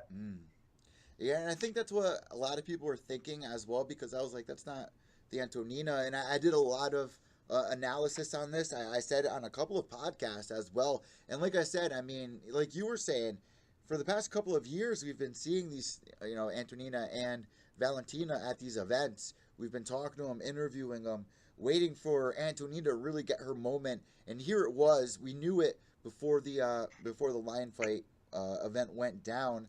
And once it did go down, I was like, she cannot put on that performance. But like I said, she went in there, she made a big name for herself. And moving forward now with the UFC, which is my next question for you here. How do you think she's going to do in the UFC? I mean, I think that big things are coming for the Shevchenko sisters. They are now the very first sister duo to ever be inside the octagon. Yeah, I'm excited. I'm hoping that their management in the UFC is intelligent about the bookings, because I feel like she still needs to develop. No one really knows what her ground game is, and I don't want to see her end up like a Sage Northcutt, who's one of the most incredible and respectful fighters I've ever witnessed in my life. But he got put into a situation. That's not the way with her, but at the end of the day, also hoping, and I learned this more or less from the Lozon brothers, I'm hoping they don't put both of the sisters on the same card, because I understand that for a fan experience, for ticket sales, putting them on the same fight card is probably ideal. But when you have your sister always in your corner for no matter which fight, and both of them do, it is very, very hard and awkward to focus on your fight if your sister is too, and you can't watch it. You don't know what's going on, the time difference between the fights, if they're back-to-back, if there's two in between. Other than being able to train together, it's very challenging. And I know that actually happened with Joe Lozon and Danny Lozon once in the UFC. They were both on the same card, and it was... I think the champ's calling. Champ's here. Is this the champ? Yes, sir. Hey, what's going on, Chip Marazzo? Pollard checking in here on Pure Evil MMA. Once again, welcome home. And right now, I guess you're at the Cheese Factory. So thank you for stepping away from, that delicious treat that you've probably been waiting months to taste. So man, you got a huge win going under your belt, defending the title man, going 8-0, beating Mark McKinnon, going in there, putting on the swagger, looking amazing with the head movement. What are your thoughts going when you were going into this fight? I mean, what did you know about Mark McKinnon? I saw a couple of his fights on YouTube and everything. I knew that he was another solid competitor. That's pretty much all they give me. All I'm gonna get is good fighters from all over. Knew he was no different. Knew he was a strong guy. He was probably gonna be a little bigger than me. That he was aggressive. That he was skilled. But yeah, man, just ready for whatever as usual. You know, I remember like after the first round, I heard the crowd, or maybe it was your family, screaming like, "He's got no hands! He's got no hands!" And then it seemed like it clicked with you. Like your head movement was on point. You started using your boxing a lot more, and just really mixing it up and just finding your rhythm. Were you hearing them screaming that from the crowd? I mean, people are always yelling whatever they're gonna yell, and I try to tune most people out unless it's my corner actually telling me to do something, because you get some of my friends up there just yelling ridiculous things, so I can't just be listening to everybody. But yeah, I definitely, my boxing is a big part of my game. I like setting everything up off my hands. He was making it tricky. He was switching stances a lot. He was throwing a lot of teeps, trying to keep me at bay. So it made it a little tougher than usual to establish my jab and get my hands going and everything. But yeah, got a little bit more aggressive. Kind of walked through some of his kicks and found the home for my punches, and then set up a lot of my kicks and leg kicks and everything like that. So it worked out well. The way that I scored this fight, man, I had you winning every single round. The fifth round being maybe the closest for McKinnon, but I even gave that round to you. Did you think that you did enough going into that decision there? Because the judges on this card were all over the place. I mean, it was kind of crazy. Yeah, I mean, you never really know what's going to happen when you leave it to the judges. Obviously, I don't like leaving it to the judges, but when you're fighting tough competitors, sometimes you don't have a choice. You try to put them away, and they're still there, and that's the way it goes. But yeah, I kind of had a feeling I was going to take the decision. I felt like I was in control. I felt more so once I actually got to watch the fight. When I was in there, I thought it was a little bit closer, but then when I went back and I watched it, I got the sense that I was controlling it from the beginning to the end. Besides him dropping me with that tricky little elbow there, but yeah, you never know with the judges, man. I think the one judge had it tied up probably because of that elbow he got. They're probably more of like a boxing judge, so as soon as he dropped me, they called it a 10-8. But hey, man, whatever. It's what it is. Win to win. I'll take it.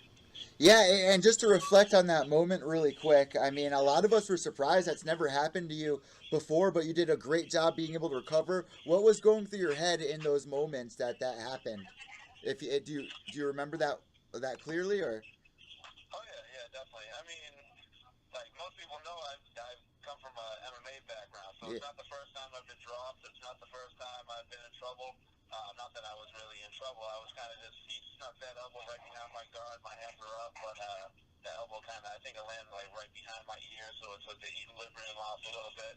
But I jumped right back up, and yeah, I've never been dropped in a line fight ring before in any Muay Thai fight, but I've had 20 pro MMA fights. I've lost a bunch. I've won a bunch. I've been in battles. I've fought through one eye being closed and being cut, battered. So it's nothing new to me. Like everybody sees me as an undefeated Muay Thai fighter and forget that I've gone through the trenches to get to where I am. So it's nothing. Now, one thing I could definitely tell about you and you being the veteran that you are, and you were able to see it with Steve Walker as well. When those doors opened up, when you guys were making your walkout, you took your time, you got your camera time, and that's the championship status right there. That's something I enjoyed. But even before that, like backstage, were you aware that the ceiling was leaking? And what were your thoughts? Oh, I had no idea about that. I didn't even know until tonight, actually. My mom mentioned something about it, and that's the first time I'd ever heard about it. So, yeah, the only thing about the ring was when I walked out there, and they were announcing us. Dan Mergliata called me over to like the other corner and pointed out there was a piece of the floor that was a little raised in the ring. But, yeah, I didn't know anything about the ceiling leaking or anything like that.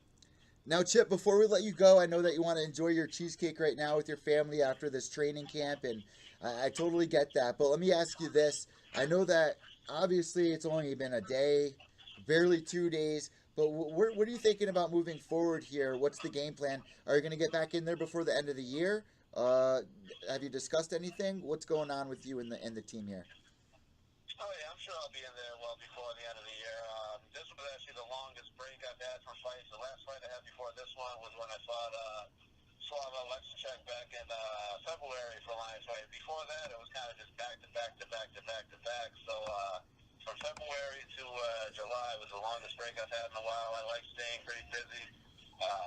Like I said, that was only my 8th Muay Thai fight. I'm trying to rack up experience there. I'm trying to do the things that I do in the gym, in the ring, and show everybody like improvement every single time. And you don't do that by sitting at home and not fighting. So hopefully I'll be in there not too soon, but I don't know when what their schedule's looking like, but it definitely won't be too long until you see me in there again. Hey, Chip, by the way, do you see my mom liking all your photos? Because she's always talking about you. Always, yeah, she's a big fan now. What's that? I said my mom's a big fan of you now. Ever since after she met you after the after party a couple events ago. So she's following you on Facebook, man, all night. She was like, "Did Chip win? Did Chip win? Is Chip?" Even when the UFC card's on, she's like, "Is Chip fighting?" I'm like, "No, that's Lion fight. That's completely different." So you're doing big things, man. Headlining this card, getting the W, going 8-0. Now it's time to enjoy that cheesecake. Thank you for coming on Pure Evil MMA once again. All right, man. My pleasure, man. Thank you for having me. Have a blessed night. All right, you too. Mr. Rockwell. So I guess that does it. Let's get to our closing thoughts here. Me and you were kind of just discussing Antonina Shevchenko, but really quick, what did you think about Chip's short interview that he just had there? And what would you like to see him do going forward? Luckily, as his manager, I don't have to tell, but for all of the fans and yourself, I can guarantee that you will be seeing him back at Foxwoods, if not once, twice this year. Yeah, he trains with like Mark Belgradi. I mean, he's with a good team out in Plymouth, Massachusetts. Plymouth, Massachusetts right now. And like you said, going 8-0. He was kind of hinting towards maybe even going back towards MMA. Would you like to see Chip go back towards the MMA route here, especially with Antonina moving over and kind of, that kind of clout that they're doing with Dana White's Tuesday Night Contender Series? Yeah, I mean, truth be told, and Chip is the first who will say it, never say never. Anything can happen. I know for a fact that he is happy with this being a stand-up fighter right now. He is thrilled with being the face of Lion Fight, and he has no intentions of leaving that. So, I mean, not saying that down the line there isn't an opportunity, but at the end of the day, the UFC is huge, and I'm sure it's a dream of it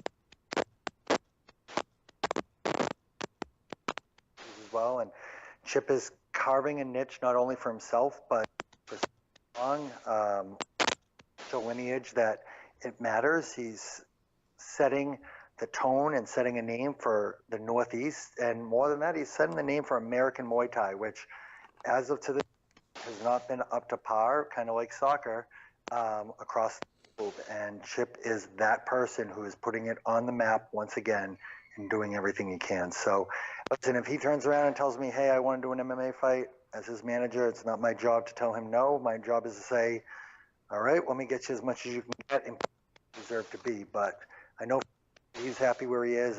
He speaks so highly of Lion Fight, Scott Zer, Scott Kent, and everything that they're doing to help build him and him build himself. So he's got a great team around him, like you said. He trains at Sit Yo Tong, Boston. He's training under crew Mark Delagrati, who I don't think there's a person in this planet who knows anything about fight sports that doesn't know who crew Mark Delagrati is. And he's also working with UFC veterans such as Pat Schultz, which is and crew Mark Massey at Sit Yo Tong, Andy Cote. He's training with guys every single day that are like Sean Lally, who is on the Contender Series. So, I mean, there's no stopping someone who has that in him. And even Sweetbread, which we just saw at the last CES event. You sat with me, and we watched this fight, matter of fact. Yes, sir. Belgrati in the corner there. But you know what, man? Let me just update the crowd here with this. I mean, for Chip Maraza, Pollard defeating Mark McKinnon via majority decision, 47-47, 48-46, 48-46. Like I said, man, the judging all around, and you even said it, we got to go back and look at this, but I was blown away by that 47-47 draw one judge had, and I have that judge's name somewhere in my backpack. What did you think about that? How shocked were you when you heard that?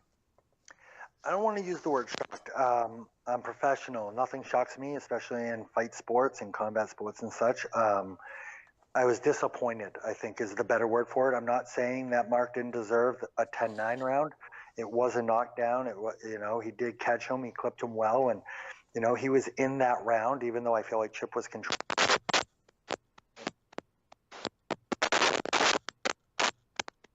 But 10-8 round, it's just a disappointment. There's so much more knowledge that needs to happen, and there's so much more. I feel like everyone needs to learn about Muay Thai, because a flash knockdown is not a 10-8 round. A 10-8 round is controlling the entire round where your opponent is unable to do anything against you. And last but not least, Justin Roberts, man. A huge pickup for Lion Fights. I mean, this guy has 500,000 followers on Twitter. Do you understand what that does for your sport? I mean, if you think about it nowadays, the way that things are set out is really on social media. Look at CM Punk coming over to the UFC. He's got a lot of followers on his Instagram. I mean, yeah, he's a big WWE star, but there's a lot of clout that comes with, social media and you having 500,000 followers. Definitely huge for Justin Roberts, and being part of the WWE. Wow, huge. How did they get this guy? Is beyond me. This is a huge pickup for a Lion Fight. It shows the level of what Lion Fight really is. A lot of people look at Lion Fight and they compare him to every other promotion there is, and you can't do that. I know that they've had ups, they've had downs. It's called growing. And at the end of the day, though, Lion Fight is, without question, the number one Muay Thai promotion in the U.S., and they are number one, or if not number one of the top 5 Muay Thai promotions in the world. And they're going to London, going to Paris, going to Ireland, Australia. I mean, great, fast rate, and you can jump on board. I mean, at the end of the day, if you're not an international, a national, and a high-level promotion, you don't draw that type of talent. I mean, yeah, Joe Rogan talks about it all the time, but I mean, Justin Roberts, man, I remember when he was, announcing for Stone Cold Steve Austin, announcing for Hulk Hogan, WrestleMania. I mean, this is a huge name to pick up. He even has a huge documentary that's been based about him. Let me see if I can find it here somewhere. Here's on his Twitter page, and if you guys want to follow him on Twitter, it's at Justin Roberts. But it's 1 year anniversary of his it's on the Kindle version. 1 year anniversary sale today only. Best seat in the house. Your backstage pass through my WWE journey. A true story that proves if you follow your dreams, anything and everything is possible. Now, that's a huge message that I try to spread here on my channel, on this platform here. I mean, even doing these shows, these are my little windows to get away from whatever's bothering me in reality. And I want to thank you and all of our amazing guests that we had on today. And they weren't even guests. I mean, amazing superstars that we had on today. I think we're only missing Steve Walker calling in, and I try to do my best to reach out to him. We're gonna have to reach out to him another time, but definitely a big star in the making, Steve Walker. You need to check this guy out. He is the next Anderson Silva in my eyes. Before we let you go, Sean, before we end today's show, as we hit the 90-minute mark here, where do you want to leave off here? Oh, I mean, if it's all right with you, I know normally hosts don't do this, just guests, but I have a couple shout-outs I'd like to do. I would like for you to I saw something right before you came on here. You had an announcement for a female fighter. Were you planning on announcing that tonight? Yeah, I have no problem with that. Let me just drop 1 or 2 shout-outs first, and then I have no problem dropping that, because it's great news, and it's something I've been working on for a good amount, so I'm excited. But I want to say a huge thank you to Reaper Music Entertainment. Gentleman's name is Tone, who owns it. He is the one who I worked with, and we worked for a straight week and a half to produce and build that walkout for Steve, because it was such a special moment against such an important opponent. We wanted to make sure that everyone realized the struggle that Steve has gone through and where he is and where he's going. So I can't say thank you enough. They wouldn't even take my money because they just wanted to be a part and wanted to help. So Reaper Music Entertainment is, I owe them a lot for that because they did it on short notice without any questions. So I really appreciate it.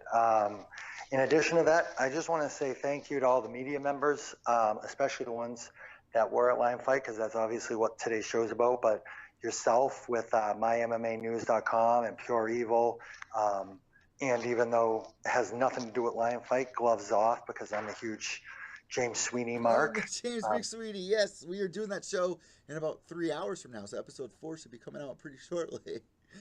That is perfect. Yeah, I'm a huge mark. I've talked to James for years from sponsoring and stuff like that, so I'm a huge mark for him. For those who follow pro wrestling, understand what the term mark means, but awesome.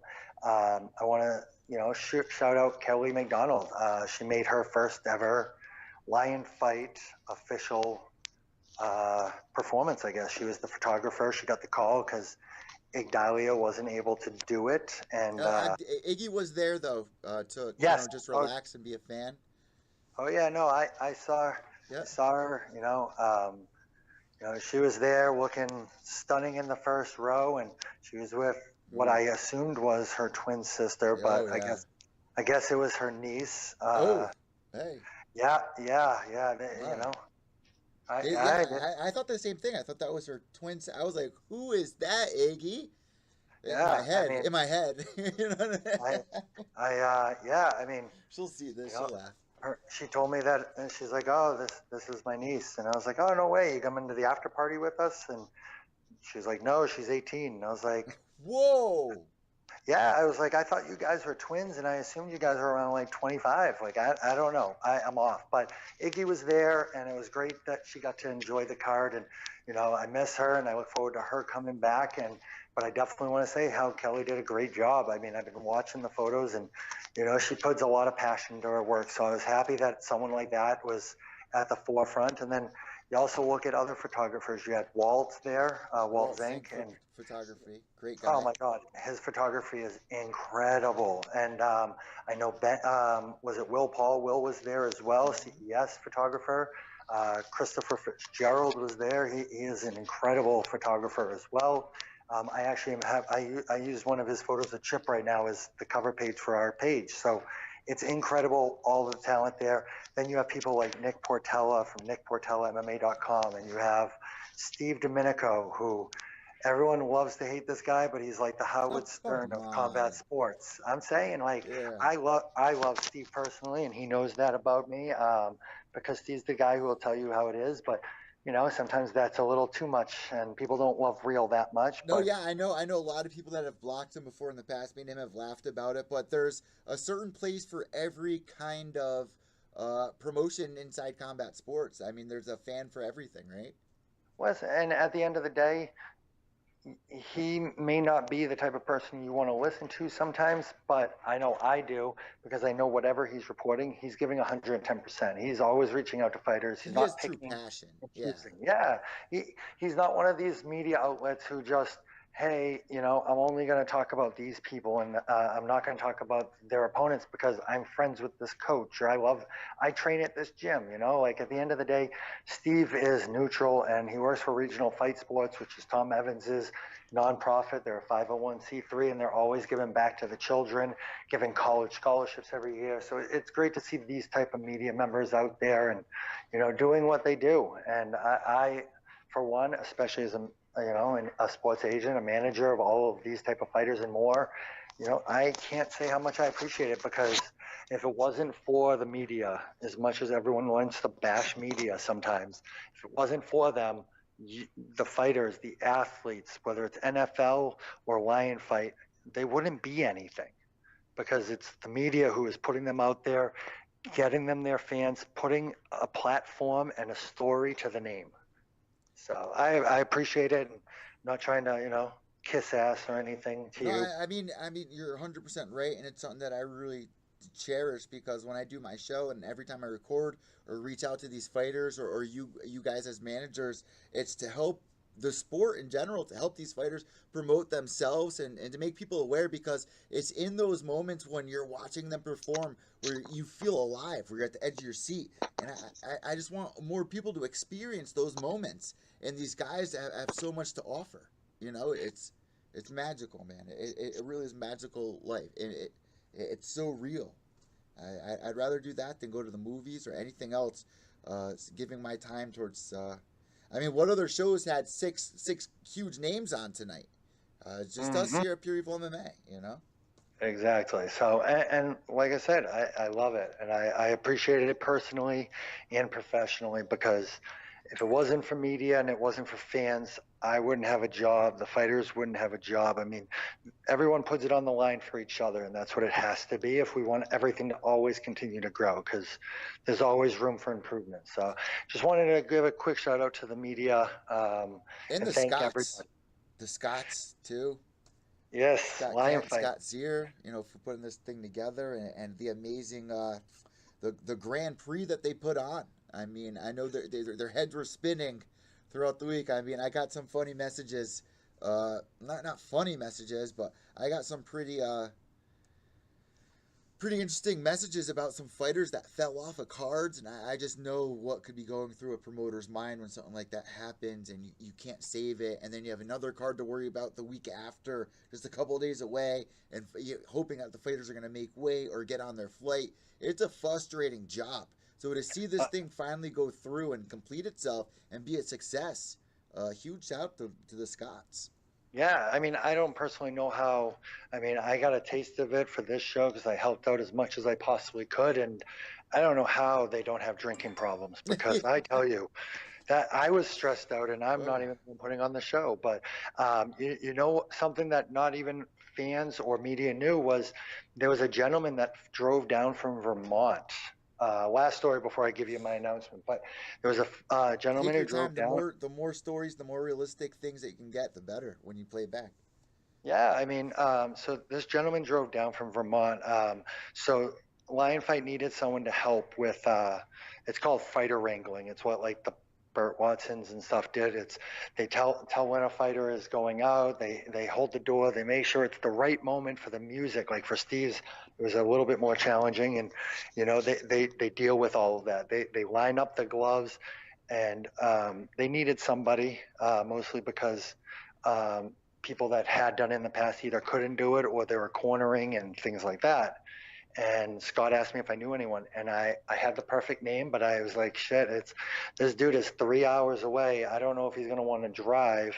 You know, this was Thursday. I was like, I don't know if he's going to want to drive on Saturday to come to Foxwoods, you know? And I reached out to him. And I have never had somebody be more appreciative of it than this gentleman. And the reason for it is his name is Napoleon. I want to say his last. Yes, Napoleon Meth, Methe. And Napoleon is a long time combat sports, fight sports, whatever you want to call it. That sounds like a drug brand. Like, that is crazy. Like, let's name our child Napoleon Meth. Listen, like I said, it's a T-shirt waiting to happen on a podcast. But there's this gentleman, and I've been talking to him, and I was like, hey, I don't know if you're interested, but this would be a good opportunity for you. And he didn't only just jump on it; he was willing to pay to do it. It was that type of passion to be able to be a part of something like this. And Napoleon actually just purchased XCP. It's an MMA promotion in Vermont. It's Extreme Combat Promotions, and Vermont is regulated, I guess you can say, but they don't have a commission. And Napoleon bought it because he wants to bring a high level of MMA as well as fight sports to Vermont, because right now it's, you know, not saying. There's few and far houses in between. I mean, there's more hills, and I mean, I go out there skiing during the winter. I mean, there's nothing out there. No, I went to Norwich University. It's a military school in Vermont, and you're right. We got excited because my sophomore year we got a subway. So, I mean that was the big news that happened in Vermont at that year. Um, but you know what I mean? So he bought this promotion. He just had a show. It went okay. It wasn't, I don't think, to the standards he wants, but he's trying whatever he can. So he took the opportunity to come down. He got to meet Scott Zer and Scott Kent. Scott Zer gave him a lot of great information, and I talked to That's him about great. things. And he was able to then dissect a lot of what Lion Fight does as an international promotion, because his goal is he's coming up with standards and procedures, seeing how there isn't a commission, because he wants to set the standard for Vermont, and he doesn't want to put on any of these shows anymore where it's, Johnny, barn door, whatever, coming from this area to fight this guy. Like, he's looking to make it similar to Legit. like how CES is, he wants to be that next step, and he wants to be premier in Vermont. And so he came down, and he's coming back, I guess, October 6th, and he's looking to do a huge fight card November 17th. And I've already told him that I've got his back, because anyone that has passion like that, who's willing to step up and learn as much as he can, I mean, he deserves it. And so, anything we can do, but I've already told him, and I know that Tom Evans and Steve Domenico talked to him in Regional Fight Sports. If the event goes the way he wants it to November 17th, they're actually going to drive up to Vermont to cover it.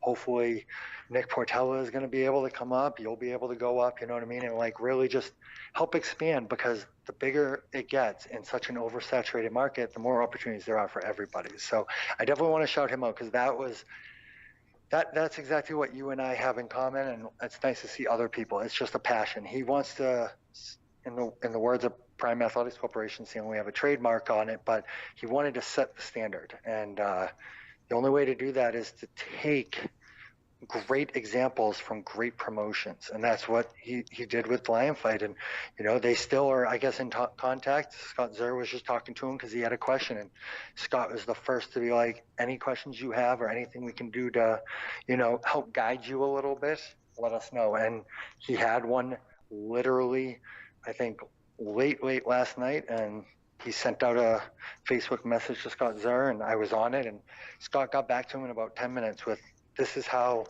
we would look at doing it this way. Like, it's great. So that's that. Last story, I promise. I know everyone's sick of hearing me talk.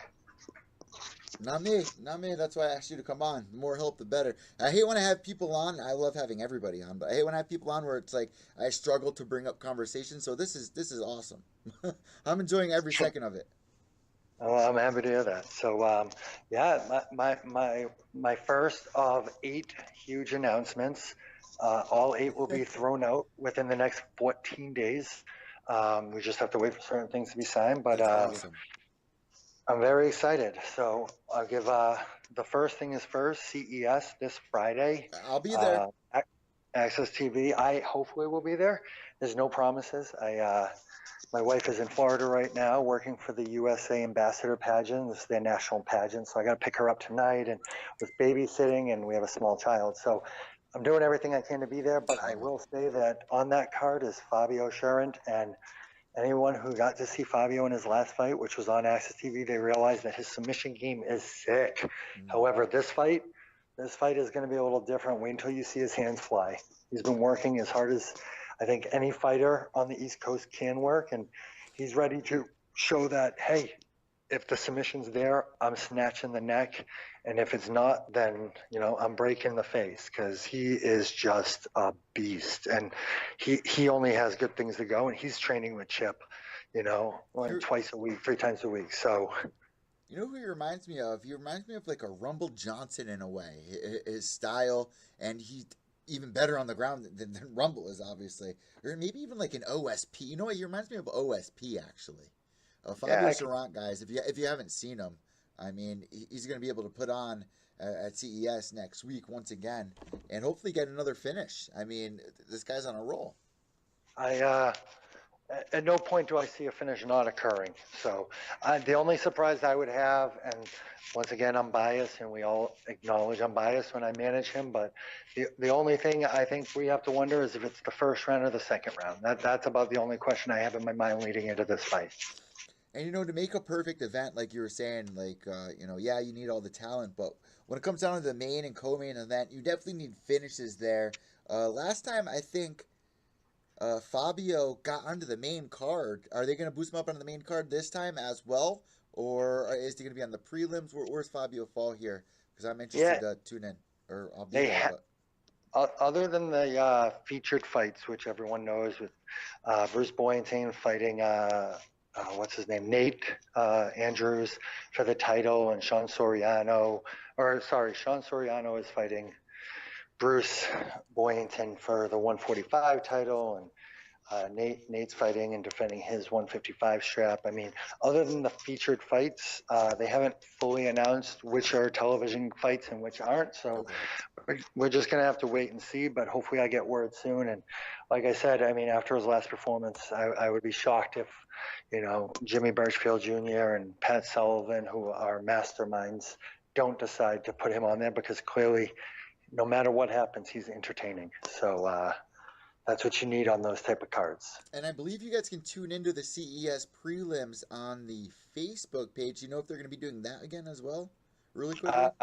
I'm crossing my fingers. I know Access TV doesn't generally like it. What they do is put the first fight that is on television on the Access TV page on Facebook. Okay. But Access TV does not generally invest in the undercard, and CES can't do it either because you would need permission and such. So I'm not 100% sure, but hey, be on the lookout if Regional Fight Sports and Steve Domenico's there. Anything is possible, I guess. Last but not least, guys, I really hope that you guys enjoyed this post-show here with all of our guests that we had on today's show. Between Chip Marazza, Pollard going 8-0. We had Ricardo Mixco going 2-0, calling in from Maryland. We also had one and only Jordan Harris fighting out of Palmdale, California, going 4-0.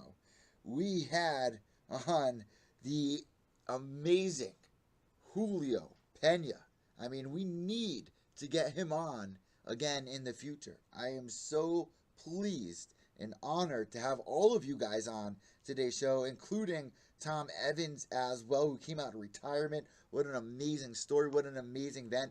And of course, you, Mr. Sean Rockwell, for doing the co-hosting here tonight on Pure Evil MMA.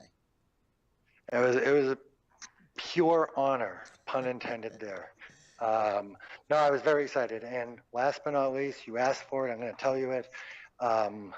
Prime Elite Management, it actually occurred directly after the Lion Fight event. So after our management firm went 3-0 on the night with 3 impressive victories, we actually drove up a young lady by the name of Lindsay Van Zandt.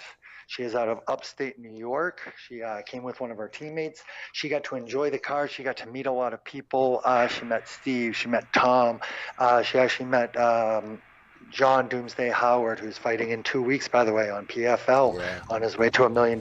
So she got to meet a lot of people. And then she signed exclusively with Prime Elite Management. So Lindsay is 3-0.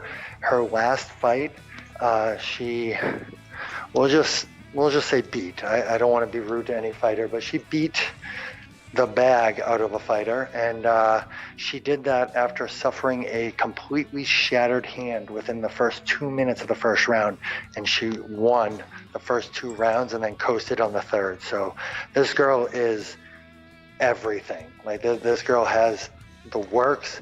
She is now training with Prime Elite fighter Darren Mima as he's preparing for his next international fight with ACB. She's training her ground game with Sean Shorty Rock Santella. She's at Precision MMA with Brian McLaughlin. I mean, she is putting in the work. She's going anywhere she can. And not only am I excited to announce that she is with us, but hopefully by the end of the week, I'm very excited to announce her next fight, which I can't legally do right now. But she signed with us, and I'm the type of person who believes in under-promising and over-delivering, and you can ask any of my fighters that, and same thing happened here. So I'm very excited, and I can't wait to bring that announcement out relatively soon, and plenty more coming. Thank you so much, Mr. Sean Rockwell of Prime Athletic Management. Last but not least, let me plug this, guys. If you enjoyed tonight's show, make sure you do not miss the Lion Fight 45 live action fight companion that I recently put together. It was just dropped a few hours ago on Pure Evil MMA YouTube channel, where you will enjoy the entire adventure from my ride up there to walking in, getting the credentials, and then in between the round reactions between the guys on press row. I put this all together, probably the best video editing job I've done this year. I'm going to be doing more of these actual fight companions. I mean, there's the fight companion when guys sit in studio, and there's a real fight companion where you're going to go with a guy on press row, and you're going to catch that at Pure Evil MMA on YouTube, youtube.com/Pure Evil MMA, where there's cameos by Mr. Sean Rockwell. You're in it. Stephen Domenico's in it. Brian Gerson, Nick Portella, Nutmeg MMA, even Big Dan Merkley has a cameo in it a few times. A really couple funny parts in there as well. One of the best editing jobs I've ever done. So check it out, guys. It's also on the Facebook page as well. And before I give my social media plugs, where can they find you on either Instagram, Facebook, or where can they find you, Mr. Rockwell? End of the day, at Prime Athletics, all one word. Everywhere social media. Yes, sir. And I'll tag it underneath here as well for everybody to find you quickly. Perfect. I appreciate that greatly. All right, guys, I hope you enjoyed it. Make sure you're following me on Twitter, Evil_Echo. That's EVIL_ECCO. Also at Pure Evil MMA_ on Instagram, Facebook at Pure Evil MMA. Subscribe down below. Give me a thumbs up if you enjoyed this video, because that will help us reach some more channels. And also, don't forget, without evil, there's no purity. White knuckles to the end.